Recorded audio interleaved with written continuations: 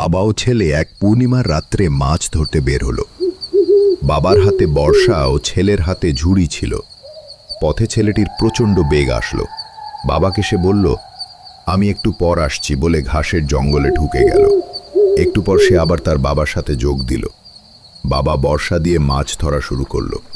একটা একটা করে ধরছিল আর পাড়ে ছুঁড়ে ফেলছিল। কিছুক্ষণ পর বাবা পাড়ে উঠে এলো। পাড়ে এসে দেখলো ছেলেটি একটি মাছ হাতে নিয়ে নিচের দিকে ঝুঁকে আছে। এই তুই কি করছিস? বাবা ডাক দিল। ছেলেটি মুখ তুলে তাকালো। তার দিকে তাকিয়ে বাবা প্রচণ্ড ভয়ে আঁতকে উঠল।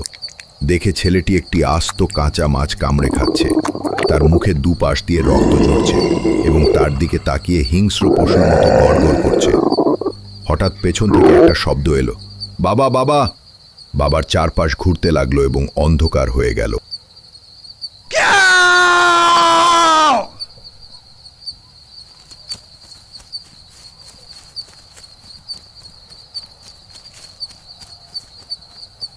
বন্ধুরা, পুরো গল্পটি উপভোগ করতে চাইলে আমাদের চ্যানেলটি সাবস্ক্রাইব করুন।